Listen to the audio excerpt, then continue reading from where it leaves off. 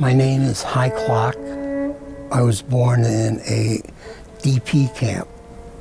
A DP camp stood for Displaced Persons. And after World War II, there were a lot of displaced people throughout Europe. And so the Allies set up DP camps around Europe, and we happened to be in Germany at a DP camp in Essen, Germany, and I was born there. My father, he had 3 brothers and 1 sister, and they're all gone. My mother had 6 sisters, and they're all gone. So we lost most of the family. I mean, I grew up with no cousins, or had 2 uncles. You know, my mother and father were lucky they were able to escape because they were in Lublin, but it wasn't easy. Most people would come into a town, round up all the Jews, and take them off somewhere and shoot them. My father fought with the Polish underground after they escaped from Lublin in Poland. And my mother had gone to the Russians. They were advancing, so they were able to get to the Russians for protection. The protection, unfortunately, was the trip to Siberia, where she worked in the mines in Siberia. But after the war ended, my father went to Siberia to find her. I don't know how he did it, but he found her, and they walked to Essen, Germany.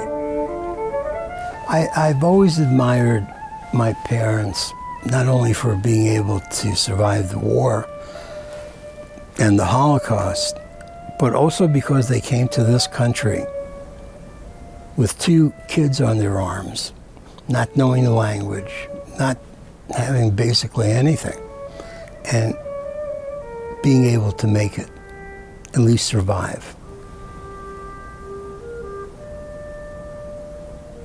My earliest memory that I think is true, was when we were coming over on the boat. And I remember everybody standing on the boat throwing up. But I also remember my mother and everybody else, when we were near the Statue of Liberty, started saying America.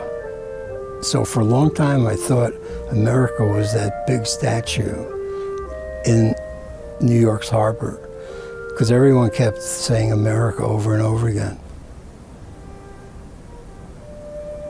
The people that we associated with, for the most part, were all Holocaust survivors.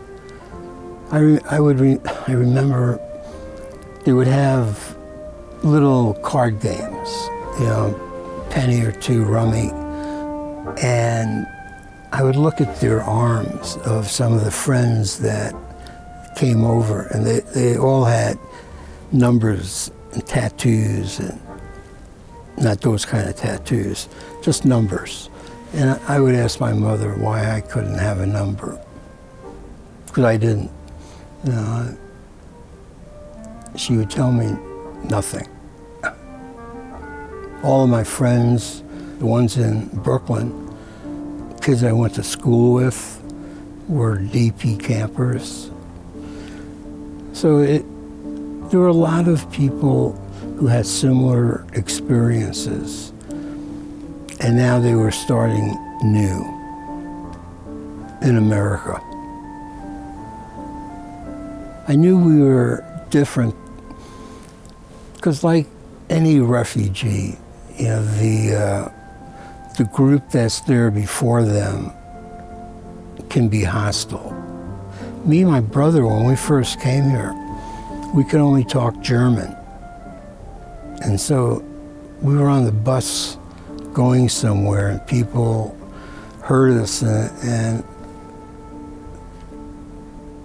they said something that wasn't very nice. But it was the reality of it. I didn't know what that meant either. Later on, I did, you know, once I got into fourth grade, fifth grade. That was different. Then you can kind of make sense out of what's going on. My father got a job in a paintbrush factory. After losing the tips of 3 of his fingers, he decided he would try a different career. So he became a baker, and he was a baker for the rest of his life. Saturday morning as a kid was, for me, cartoons on the TV and a chocolate cream pie in the fridge and a gallon of milk. And I was happy. But he would bring home fresh stuff that was just incredible. In fact, there was a period that he wanted me to become a bagel baker. But the thought of working all night just didn't appeal. We had an older sister that didn't make it. She died in the war. Every time I would ask my mother to talk about it, that was the one thing that she wouldn't talk about. She didn't like talking about the war, but when it came to my sister, she would just clam up and we'd go on to another topic. My father, on the other hand, liked talking about the war. He liked talking about being in the underground and being a saboteur and going after Nazis. He enjoyed talking about that. We always had a saying in our family that sounds much better in Yiddish, but you don't have the right to complain if you don't get involved. My parents belonged to a Jewish organization, the Mizrich Society, and they would help immigrants get resettled, and so we ended up in the same vicinity and area as a lot of other refugees. After I retired from Boise State Public Radio in 2010, the district that we were in had an open seat.